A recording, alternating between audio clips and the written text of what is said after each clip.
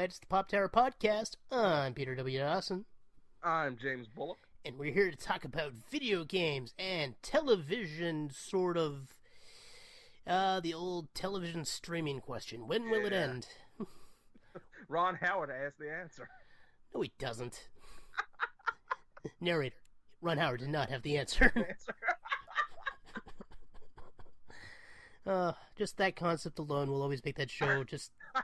No, it will never get old. Yeah. Well, don't worry. It's not like we're going to be talking about Netflix for the next probably 3-4 episodes. Yeah. Oh, wait. Yeah, we can't stop. Anytime they want to slow down. I know. Any day now. Yeah. I mean, for those... I'm not going to mention what we're talking about just yet, but for those curious... Just off the top of my head, there's Disenchantment, and there's also Iron Fist Season 2 coming. Season 2 coming, yep. So those are probably going to be 2 more episodes in the near future.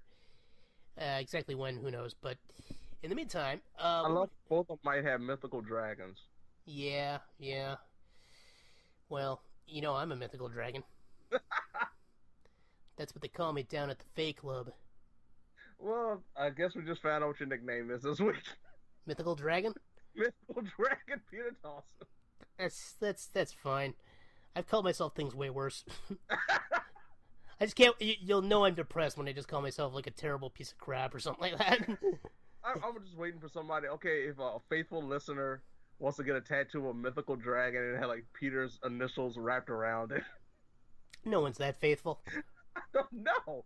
We have crazy people in this world now. Yeah, it's true. Speaking of crazy, let's talk about We Happy Few. Oh, that was perfect. Yeah. Well, you do realize that's kind of the theme for this episode, I know, right? it really is. It is. It's sheer insanity. Yeah, crazy, and what pop culture thinks it is. I mean, I don't know about you. I've encountered people who I genuinely think are crazy, and it's not as charming as it can be in these... No, it's not. No, it'll leave you a little scarred. Yeah. I don't know if I want to tell that personal story. It's too soon for that. Let's talk about We Happy Few. Okay. Hey, remember what they say. A country that has no past is the greatest country of them all, according to We Happy Few. Well, it's true, because there's nothing to be ashamed about. Exactly. I mean, but an important part of life, just to throw this out there, is that it's important to look back at your past with shame, because it helps you grow as a person. Mm-hmm. If you look back and don't think your younger self is in some way an idiot, you might have a problem. If you cannot pinpoint at least 5 things you've done in your life and say, how stupid was I? Yeah, I can think of something I just did last week, which I told you before we started the episode. I won't repeat that story because that would take a lot of setup, but so We Happy Few. This was Kickstarted, right? It was Kickstarter, yep. Yeah.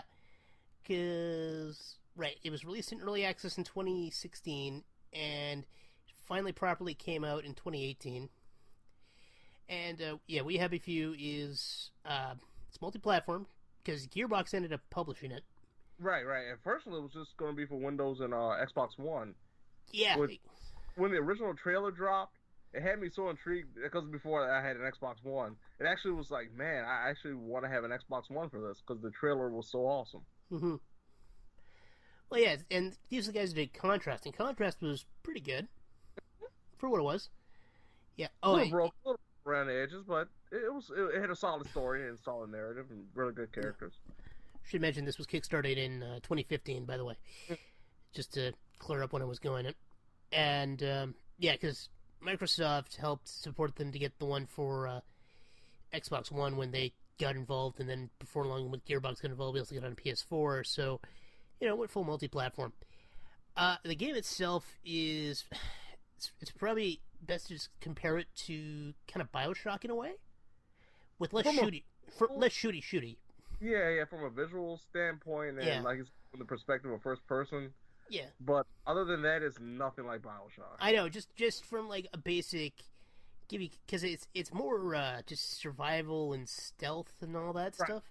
Right. There's like I said, there's no shooty. There's some RPG elements, I would say, but you have a skill tree. You get little points here and there when you complete missions, but it's like you don't have to grind and try. You gotta craft stuff too. So yeah, Yeah, but that's more survival game type stuff.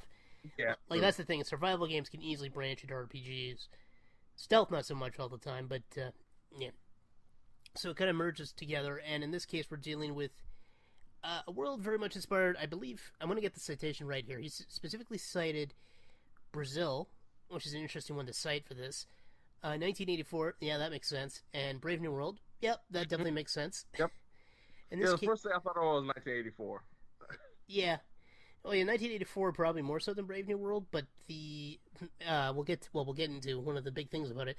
That can definitely find itself linked to Brave New World. Brazil, not so much. Yeah.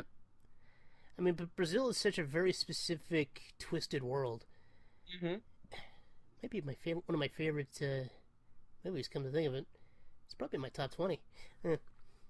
Anyway, so yeah, we got this alternate 1950s or 1960s? 1960s. Thank you.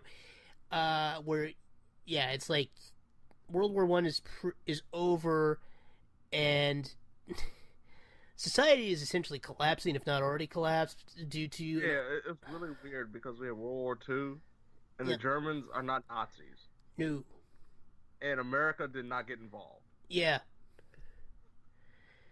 All right, and it's yeah, the city's called Wellington Wells, right? Yeah. Which is a little on the nose, but this game isn't exactly known for subtlety. I know. It's sorry, it's just maybe they were trying too hard, so it'll obviously be funny. I don't know. Um, but yeah, in this case, the society's gotten addicted to crap. I can't even remember the name of the drug now. Joy. Thank you. Yeah. I wanted to say bliss. I'm like, no, that's not it. No, no, it's Far Cry. Yeah, exactly. This is the problem. I'm thinking of so many other games I mean, we just had so many. We had so many games with drug addictions forced by the government or some cult organization in the last few yeah. years. It's hard to keep them all in the same way. It's hard to keep them all straight at this point. Yeah, in this case, they're addicted to joy, which might as well be soma. Which Yeah, is but it comes in chocolate, vanilla, and strawberry. yep. Yeah, as far as I know, soma is primarily there's a gas form and there's an edible form. Mm. If I'm remembering my Brave New World correctly, because at one point they dispersed a riot by gassing them all with soma or something. Right, right. I remember that, and it was like, oh, it's a happy gas, and then everyone starts having sex in the street. Yay! Yeah. So in this case, you follow three different characters: Arthur, Sally, and Ollie. Yes. Shit, I would have just loved to call the character Ollie all the time. Ollie's one of my favorite, like, old-timey names that I would never want to call a person in, like, real life. You know what I mean? No, no, he comes across as an Ollie too. That's the best part. Oh, yeah. Yeah, and, like, Arthur's your the initial one, right? Yeah, he's the yeah. first protagonist. He's Act One. His story is Act One. Yeah, and then we get Sally, who's more heavily focused on sneaking around, and then Ollie's like the brute. Yeah, he's a tank who has diabetes. Well, it happens. Yeah. Yeah, because like I mentioned, there's no real shooty, but there's still a lot of melee combat type stuff. Yeah, it's pretty much all melee and throwing projectiles. Yeah, oh right, because there's throwing weapons. Yeah. Yeah, like explosives. Well, I say explosives. You can always throw a glass ball at somebody's head. It's okay. Yeah. And yeah, so that's pretty much the premise. They're just all trying to get out of the city because they realize the city kind of sucks. Yeah. They get off their drugs and find out, man, this is not the place I want to be anymore. Yeah. I don't know. I guess one of the big things probably mentioned is one of the cool features is there's procedural generation. So like it's a world that can be kind of alive in its own way. Like you can't always predict where stuff's going to be. Yeah, especially when it comes to loot. Yeah. Because you can search through trash cans or random houses. You can actually trespass in people's houses and just steal their food if you want to, but you never know exactly what you're going to get. And sometimes you might be looking for something. Like for example, for me, there was a sequence. It's I want to say probably a third of the way through Arthur's story, where he actually encounters Ollie, and you have to have a lockpick. And of course, I used up all my lockpicks, Yep. so I had to find some bobby pins. And I spent a good hour and a half searching through places trying to find bobby pins. Yeah, see, that's the downside of this thing, because it's a cool concept, but if there's a plot critical item, you Yeah, really need to make sure that there's a safeguard for that. Otherwise, what you just described can happen. yeah. And there's another later on with Sally's act.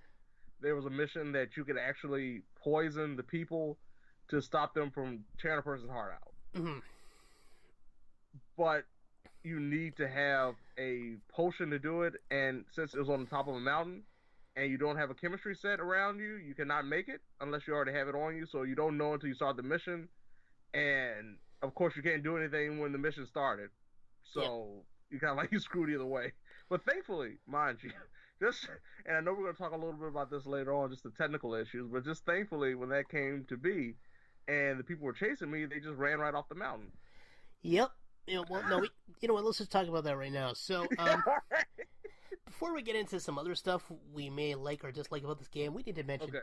this has got to be one of the buggiest releases I've seen in a while. Like, that's probably the easiest way to.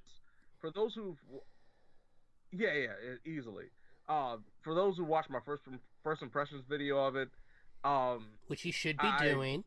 yeah, should be doing.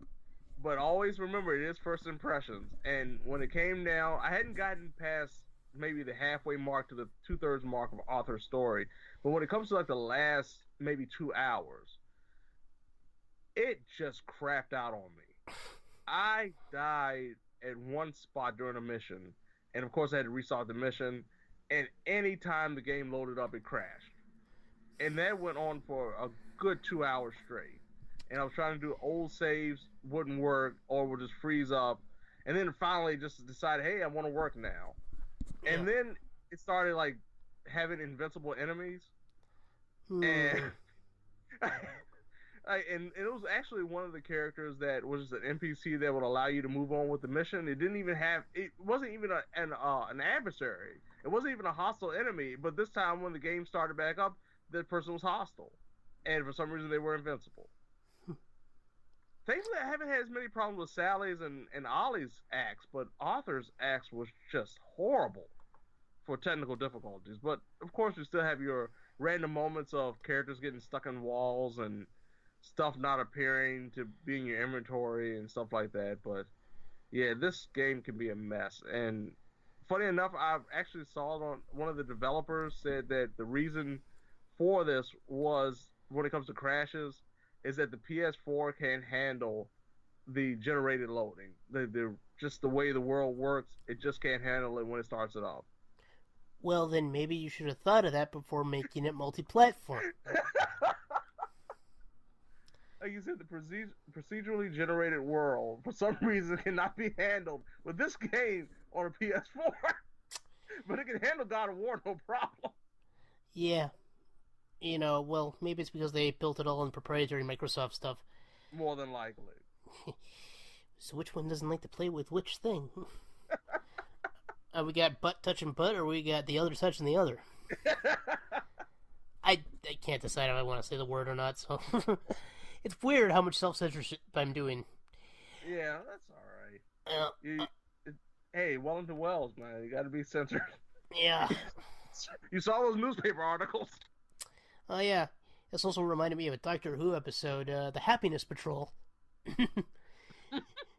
Where people who were, instead of being called downers, were called killjoys.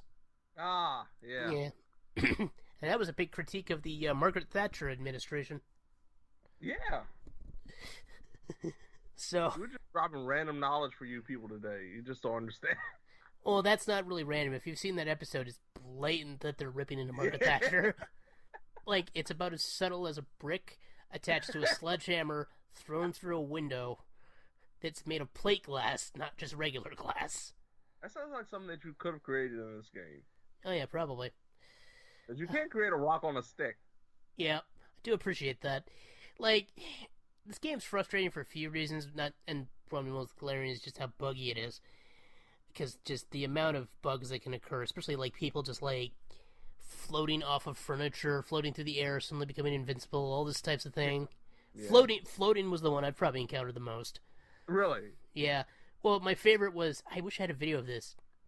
A guy's walking animation froze, so he started just basically electric sliding across the ground in a walking animation. But, like, he wasn't animated, right? Right. So it looks like he's just like a player piece in a board game just moving around. And then at one point he had to go upstairs, so he started to hover over the stairs. Dude. And then when he hit the top of the stairs, he kept going. Wow. I don't know what happened to him after that. Like that, yeah. Oh, I love to see that. That is great. And the one that seems to trigger the most, though, and I've seen many videos of this, is people sliding off the benches. Yeah, I saw that too. I actually had people. It was a couple like sitting on a bench together, and one just kind of like, just all of a sudden jumped on top of the other, and then started going across the screen. Yeah, no, I know. Like really in particular seems to really be a problem. Yeah, sitting is a big problem in Wellington Wells. There's a lot of benches, just don't sit on them. Yeah, so I mean, eventually, hopefully, this will all be fixed. But I mean, the fact that this game's been out for what, weeks now? Yeah, it's been almost a month. Yeah. Yeah, and at least some of these haven't been addressed. It's like, well, because they've done a couple of patches already, but yeah, nothing's really helped that much. No, at least not in this respect. I know they've patched in a couple other things, because then they had like a sandbox mode. I believe so. Yeah, so there's that at least, yeah. Which better lets you capitalize on the procedural generation without having to worry about plot critical elements. Right. Which is, I think that kind of just goes back to the original premise of it just being a sole survival game without the story. Yeah. Okay. Best plot. I'm asking. I will say, when it comes to Arthur, especially his act, solid. Yeah. But each one, the endings are really good. Like, I've enjoyed the endings more than anything. Oh yeah, especially Ollie's. I love his. Right, that's the thing. Like, I love the endings. Like, the endings are so strong, and that's really the thing that kept me playing the game so much, is the fact that I actually enjoyed the story and the world and the people that are involved. It's just the gameplay that's so terrible. Yeah, it's true. It's like I can't think of. I'm trying to think of how to describe. Like, they had some idea what they were doing. They just didn't really think a lot of it through. Right. And I'm not sure how to put the blame here, because there are some good ideas here. I mean, there's some behind-the-scenes stuff I really don't want to get into, because other more experienced people have gone into it, which makes me question some of the messages they were trying to send with the game. But the story itself is still good, because it still taps into that 1984, that Brave New World vibe, and it does it fairly well. Like, the world they've created, while feeling certainly derivative to an extent, because this is something we've seen many times before, is still done fresh enough that it works. Yeah.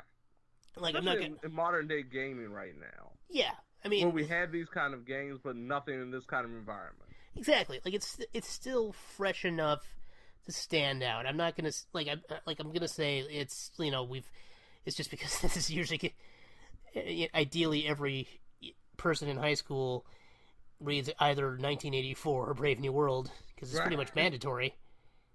So, of course, everyone's inspired by this type of thing. But that said, the world is itself pretty good, all considered. Not the most subtle, but I mean, it doesn't have to be. Sometimes subtlety is for the weak. Yeah. I mean, I'm a guy who grew up watching Power Rangers. You know how subtle that show is? Oh, man. Who are you telling me? Yeah, exactly. It's like, what do we want to call this villain? Draven. All right, what's this evil universe he's from? The Antiverse. You're not just gonna call this rapping pumpkin. Yeah.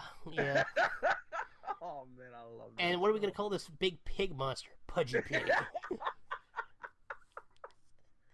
Oh man, great stuff. Mistress of Evil, Empress of Evil. I just want to talk about Power Rangers now. I know. Well, the kicker is they just had the 25th anniversary like 2 days ago. I was just about to say that. Did you see that? Yes. Oh man, I want to stop this episode. Just talk about that now. But no, we're gonna persevere. Yeah. We'll have to wait for another day to talk about that. Yeah. The Slash Victor's dreams are coming true. Okay, enough references to delightful kids television. Now, yeah, it's just I don't have much else to say about the gameplay because it's hard to put into words. It's just not well executed. No, not from any aspect really. Because No. the survival aspect doesn't really affect you; just barely affects your stamina a little bit. Yeah. The stealth aspect can be flighty because the AI is so terrible. Yeah, Like sometimes the stealth is great, and then other times for some reason like the enemies will teleport and easily spot you.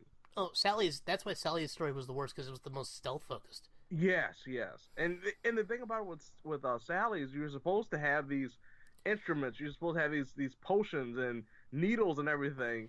And unfortunately, it takes so much to find the equipment that sometimes you don't even have them when you need them. Yep. So you just kind of try to sneak around.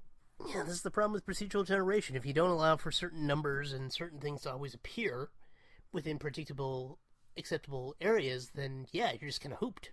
Right. And yeah. So with the survival and the stealth gameplay not really great, the melee combat is pretty basic. I don't know if. No? Yeah, once again, just the AI is just so terrible to fight against. Yeah, I know. Like if the AI was better, this game still probably wouldn't be great in terms of gameplay, but it would definitely at least be a little bit more entertaining. Absolutely, like it wouldn't be as frustrating to play, and you might be able to even enjoy the story a bit more. Mm-hmm. I think that's where we're at because like probably the best way to say the reception of this game is mixed because there's definitely some good stuff in here. Some really good stuff, in fact.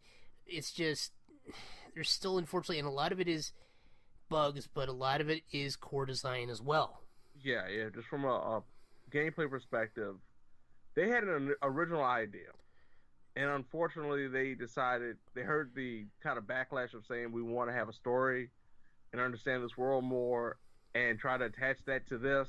Yeah. It just doesn't mix. Mm-hmm.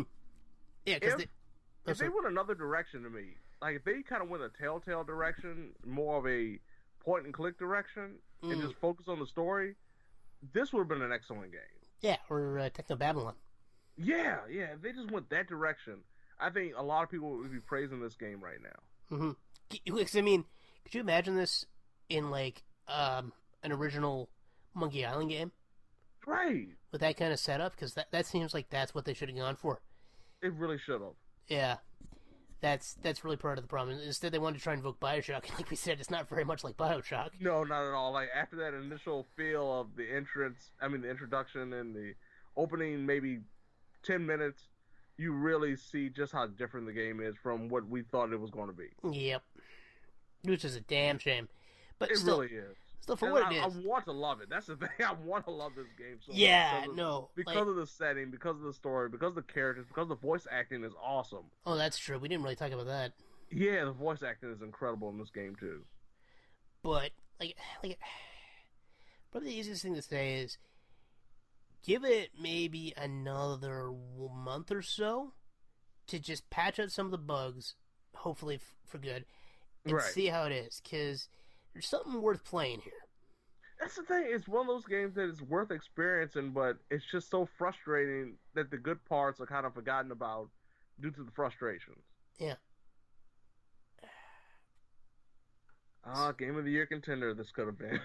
Could have been, yeah. Won't be. Could have been. It could have been. At least with us it won't be. I'm sure somebody somewhere. I mean... I've seen some reviews that I have to question. I really do, because some of the praises for this game, I don't understand what game they were playing that we've been playing. We defiant few. We're holding out for our favorite game of the year, Yakuza Kiwami 2. It's totally going to happen. We're going to master that Mahjong game. Oh, man. We'll probably talk about that game later in the... Yeah, we definitely will. Probably. We're Yakuza junkies and, well... But let's move from one form of crime to another. Because we're going to talk about Orange is the New Black. Which is an interesting choice for me, because like this is kind of always been a show a little outside my wheelhouse, but I have been watching it, so I'm not necessarily opposed to talking about it. Right. Which is good, because like this new season just dropped last July, which is going to be just over a month, less than 2 months from when this will go live, which is good. Yeah. and now we can get away a little bit with a few spoilers if we have to. We're not gonna go major, but no. If we slip a little bit, it's not that big of a deal now. So more than likely, you probably watched it. Well, yeah, because even I have watched it, but I don't know what it is about this show. I think it's just because all the characters wear orange, because it's a prison. Right. I genuinely have I had this problem with Prison Break too, where for I think most of the first season I kept confusing two characters. Really? Yeah. I can't even remember what happened there, but I remember confusing characters more than once in Prison Break 2. And this show's been going on for 6 years. And of course I know most of the main ones, pretty well by now. But I do. There's a few that I completely forget their names. Yeah. And unfortunately that happens. So in this case, we're talking about Orange is the New Black. This is the 6th season. And we get it. So we're following the tale of Piper Chapman. It was based on a real person, right? Is a real person's name also Piper Chapman, or is it slightly changed? Yes, it is. That's the thing. She's not only it's not only inspired by her book and her experience in prison, but she's also, I believe, an executive producer too. Yeah, I knew that. Yeah. I just can never remember if it's the exact same name or right. Yeah, because I know they're both Piper. That's a whole. I just love the fact that they had to really stretch out her story even further in the television show to make it last 6 seasons. I know. Well, that's one of those things. You have an obvious end date, and then the show's popular, so the network wants to keep going. So they had to do some experimentation, and I do mean that in every sense of the word. Yeah. But the big one is got to be what happened last season, which was pretty mixed. I don't know why shows keep doing this, because it's led to some weird decisions. Because, Season 5, for those who don't know, and I'm going to just flat out mention this, it takes place over a riot. Right. Which takes place... 3-day riot. Yeah, that's my thing.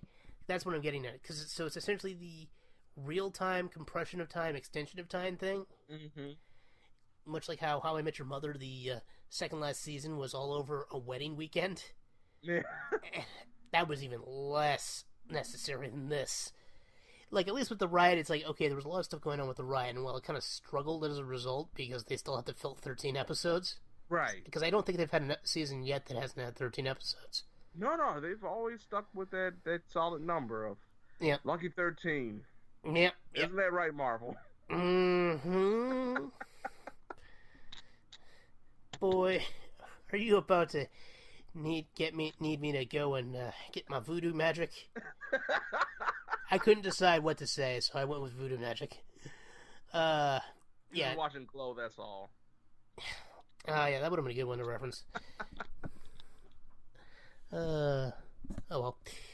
Yeah, so in this case, it's the fallout from the riot, which is a little more enjoyable because a lot more stuff happens, but here's the big thing that you need to know right away. A lot of supporting characters are gone.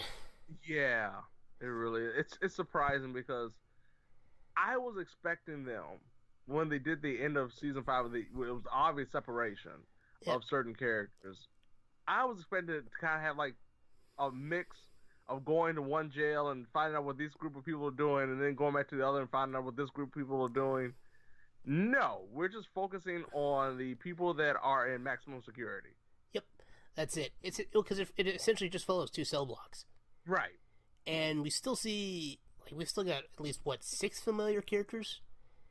We got a pretty good amount still. It's about maybe 12 or so. Yeah, because there's at one point where we had over 20 developed characters. In this case, about half of them are gone, and thankfully some of the new ones are pretty good. Because, of course, Piper's still around, Nikki's around, and then Crazy Eyes. They would never get rid of Crazy Eyes.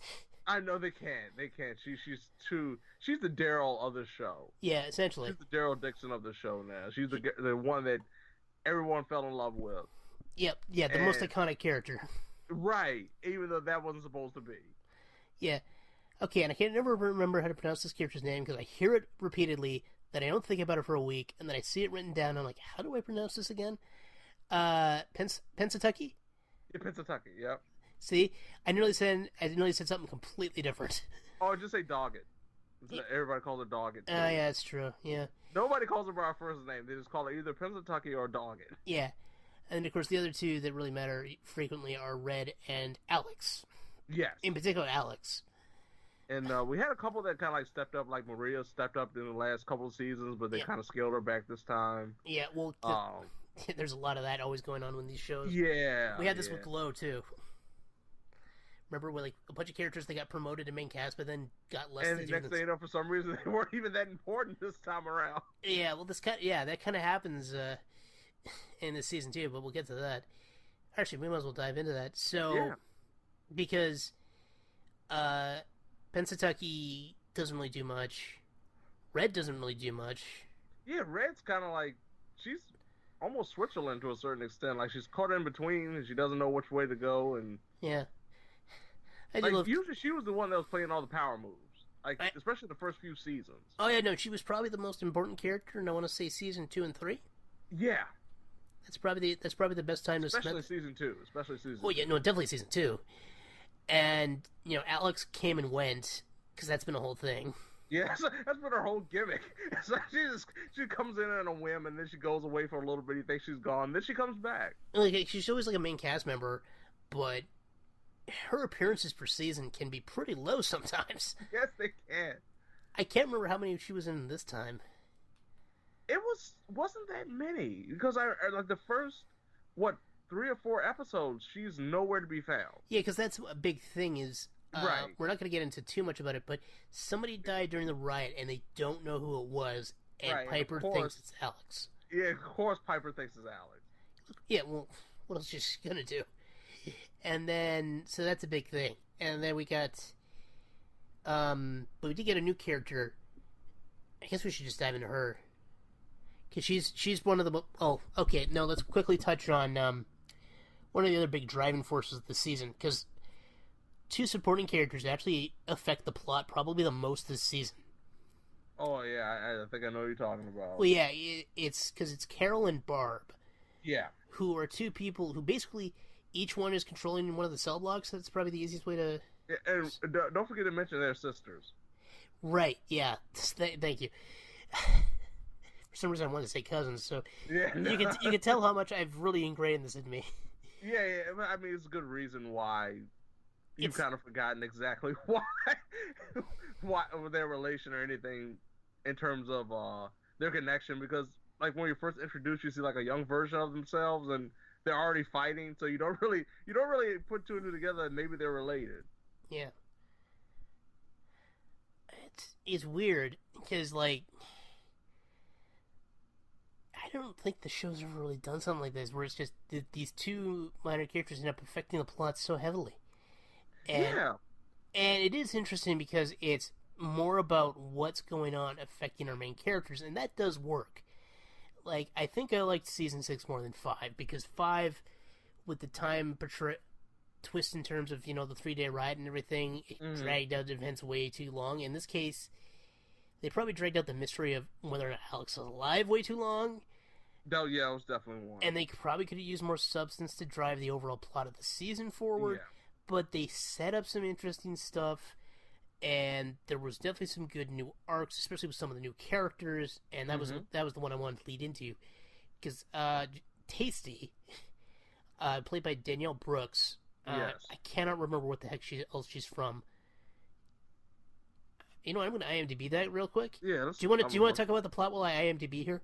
Yeah. Well, of course, Tasty was pretty much the figurehead for the riot, because her best friend Fusei got killed accidentally.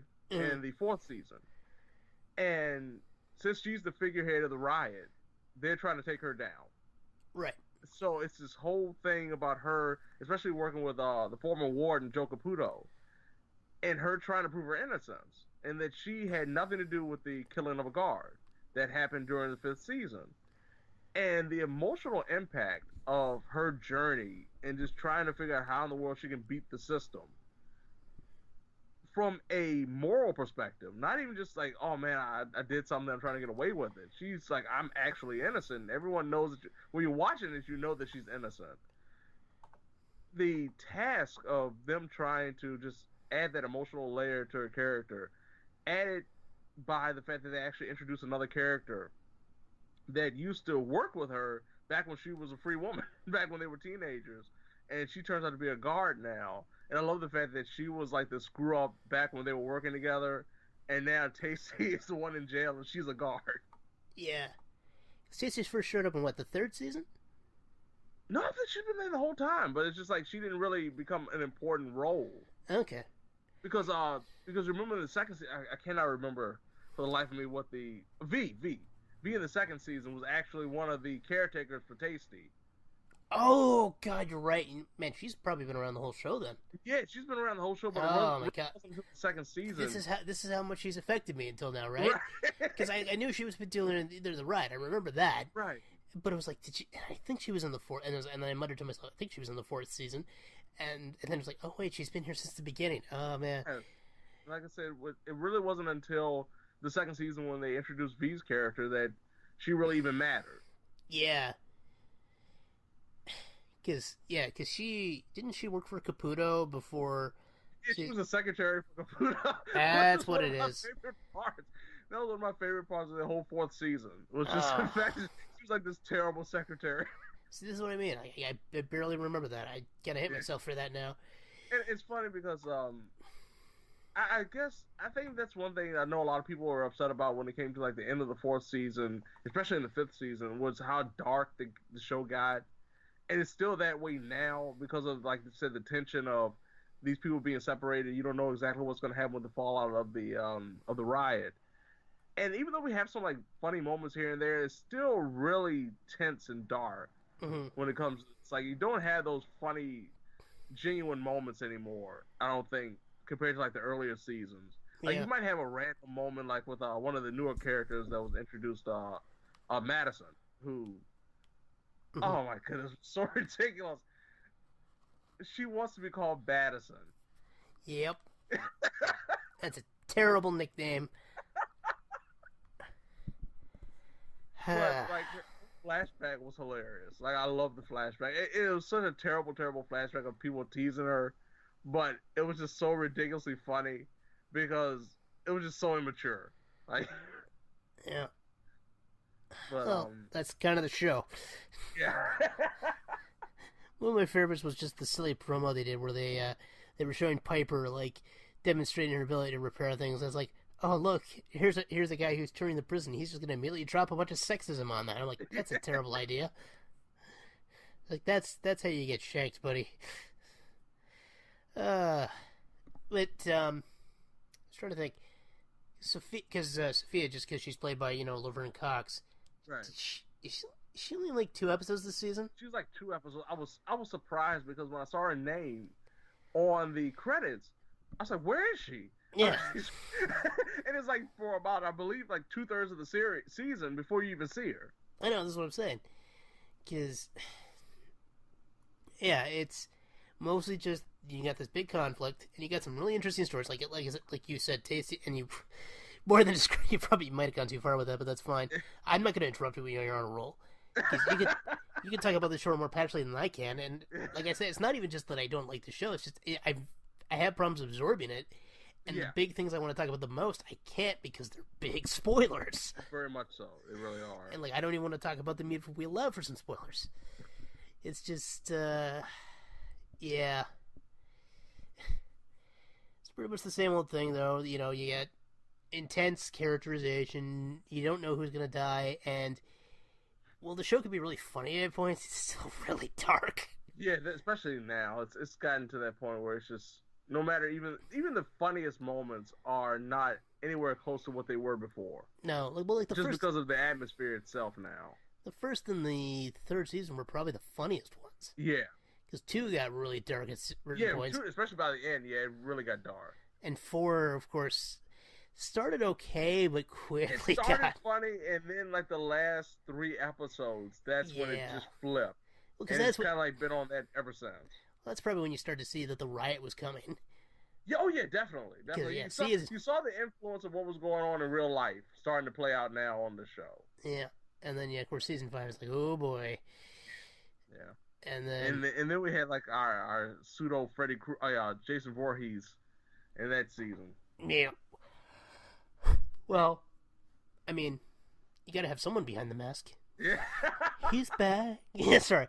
I've been listening to that song way too much lately. The Alice Cooper theme for Yeah. Jason. I think it's Jason Lives. Yeah, I believe so. Yeah. Yeah, he's back. The man behind the mask, and he's crawled out of his hole. Oh, good times. No, this. Oh, okay, before we close out with that one, I had to ask you, what did you think about Loose Check's new car? Eh. I got nothing. You didn't care about the DeLorean? I honestly didn't. I've seen so many. Well, let me put it this way: I've seen so many references to this type of thing now. I just don't care anymore. It's. I mean, when you have Ready Player One, where he drives a DeLorean now, any other DeLorean reference is just gonna be like, it just doesn't work anymore. No, we've come full circle. I mean, I was already kind of tired of it when we had it show up in Chuck, and that was like 2011. So I mean, I just can't. It's cool, DeLorean, nice. Yeah, cool. You spent your money on DeLorean. Okay. Yeah, I know. Besides, I always hum that theme song when I drive in my car anyway. No, I don't know. But overall, this is the season that yeah, a lot of stuff happened and really a lot of stuff didn't. That's really kind of the problem, because most of the interesting stuff happened at the very end. Yeah. And like what we had before was fun. Like, this is not the worst season. This is better than season 5, no question for me. Down, yeah. No question asked there. Yeah, cannot argue. You can tell that, okay, if season 7 isn't the final season, you can tell that they're kind of setting it up to be. Right, yeah, they're running out of steam. Because this feels like the second last season of a show that knows it's running out of steam, but for some reason just couldn't get the season's act together. Like, you've seen this with many other shows. You saw this with Psych, you saw this with Castle. I'm trying to think of another example off the top of my head. Like Game of Thrones, they didn't really do that because they were actually going places already in season 7. I can't think of a good third example. If you have one, let me know. Oh, I mentioned it earlier, Chuck. The second half of season 4 of Chuck just felt like a postscript because they probably didn't know they were going to do that story. Mm-hmm. And if you ever want to see Lauren Cohan suck in something, watch that. Oh boy, she's come a long way. No, like the cast still delivers. I mean, it's probably going to get nominated for a couple Emmys, and it probably should. Yeah, but the strength of the cast really make up for, I think, a lacking season overall. Oh, the show should absolutely still get nominated for like best ensemble, which I don't think is an Emmy any category for some reason. I know. I don't think best ensemble is Emmys. I think that's Golden Globes or something else. Might be SAG. That's SAG Awards, I think. So this might get nominated for SAG for best ensemble, and it probably should. Yeah, it definitely should. I mean, who knew we'd get 90s icons, what do you call it, Captain Janeway and Donna from That 70s Show, right? In a show together. I know, we've never talked about the show before, so it was my first chance to make that reference. Yeah. And I did look up Danielle Brooks. Yeah, she's mostly known for Orange is the New Black. Yeah, I was about to say, like, I cannot think of anything with her beyond that. Yeah. Because she's done episodes of Master of None and stuff, but that's about it. Yeah. Anyway. Yeah, so I'd say this is, if you like the show up to this point, but you should definitely still watch this. I mean, especially... Yeah, if you're disappointed with season 5, I think this would be a better return to form. Oh, yeah, absolutely. I mean, unless one of the characters you really liked is one of the who's gone. Yeah, it doesn't show up. But there's still enough of the familiar cat. Like, some people said, oh, they got rid of everyone. I'm like, they got rid of maybe half? Yeah, they got rid of a few characters and kind of like downgraded the other ones, but the main characters we followed for like the last 3 or 4 seasons are still around. Absolutely. Yeah, like Sophia was probably one of the most glaring ones that was still around, and we were like, what's her nuts? I can't think of how to pronounce it again. You know who I mean. Oh, yeah, Pennsylvania. Thank you. I always need a second to remember how to pronounce it. Yeah. Because I keep wanting to say, like, persnickety or stuff like that. It actually works, too. Right? I could actually actually see her being that. Like that Yeah. would be perfect. But no, yeah, they're still around. It's because Red doesn't get as much to do. Pensatucky doesn't get as much to do, but Crazy Yeah, Eyes. she really doesn't. But I mean, Piper, Nikki, Crazy Eyes, and Tasty all get plenty to do. Yeah, very much so, especially Tasty. Yeah, well, Crazy Eyes has got a very interesting story arc. I don't know if we need to touch on it too much. Though. No, that's too spoiler heavy. That really is. And Piper's only really pays off near the end, so we don't want to. Yeah, very much so. Yeah. Ditto. I just mentioned Sophia because I'm like, oh yeah, no. Sophia is around and does kind of matter later. Yeah. Same thing with Daya. She was like a big part in the seasons. She's trying to grow a backbone. She tries to grow a backbone every time, and it just fails. So, season 7 might not end well for her. Season 7 is probably going to end well for a lot of people. It's probably not going to end as badly as like Oz did for so many people. Right. There's another show to compare it to, but it's not going to end well for some, for sure. I think in the final season, J.K. Simmons will show up. That'd be awesome. Then I'd mention Oz. But yeah, no, good show. You know, there's still problems, but I mean, it's just way more manageable. It's definitely worth watching if you've even remotely tried to keep up. And then, like if you weren't happy with season 5, I think you'll be a lot happier with this one.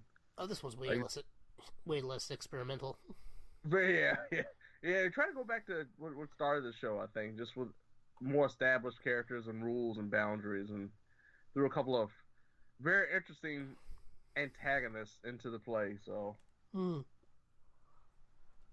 good stuff. All right. On that note, I want to thank you for joining me this week, James. Oh, always a pleasure. Just remember, always keep your story straight. Yeah. And you know what? I did want to tell this one story. This is not the one we talked about earlier. Okay. I want to end by sharing a real story. This one's gonna sound weird, but like I want to give you an idea because I commented earlier on what real crazy can be like. Okay. So this goes back quite a while. I'm older than I care to admit at this point. Yeah, I was about to say you don't want to date yourself. I was in a computer lab in college, and we were there just to do a project or something because I took some computer stuff in college, and I'm just sitting around. I'm not even really saying anything. I was kind of talking to one of my classmates about the assignment, and then this guy comes in. He's holding a spoon, a big metal spoon. I don't know why, and he asked me why I'm talking about him. I don't know what he's talking about. And he's saying like I'm talking about how he's poor and all this stuff with that, and how I didn't do anything to get here. The spoon in hand. Yeah, like it's just, and I don't understand what's going on, because like I genuinely just did not know what to say because I'm like, I'm not saying this type of thing. Like, what's going on here? And it's like, hey, don't let me catch you say anything. I was like, okay. And I just looked at everyone else and shrugged, and then I didn't say anything. Like, that was weird. Then, we didn't really talk about it for like 2-3 minutes. He comes back in and accuses me of continuing to talk about him when I legitimately hadn't said anything. And so I was like, what is going on? So, like, and yeah, it turns out this guy, I can't remember what he was suffering from, but it just goes to show you cannot predict what's going to happen. You cannot predict the mind. No, and it's like, holy hell, what even the heck? I still want to know where you got that spoon from. I genuinely didn't know if I was supposed to fear for my life or start laughing. Because it's such a bizarre thing, but I don't know this guy, and he's acting he's speaking in vaguely threatening tones. Right. And like, is he gonna attack me? Like, what the hell's going on? Like, if he attacks me with a spoon, that'll kind of be hilarious, unless he actually penetrates one of my ribs with it, in which case I won't be laughing. Go for an eye. Yeah. Right. So I mean, it's you have a person named Crazy Eyes, or you have a world where people are crazy because they're always on drugs, and reality can be a little disturbing sometimes. Very much so. Yeah. sorry to end that on a more somber note, but I had that story in my head. I thought I might as well tell it. Yeah. Until next time, folks. Thanks for being a downer, Peter. Yep. You know what that means now. Someone's off their joy today. I got a hot air balloon. I'll be fine. To this.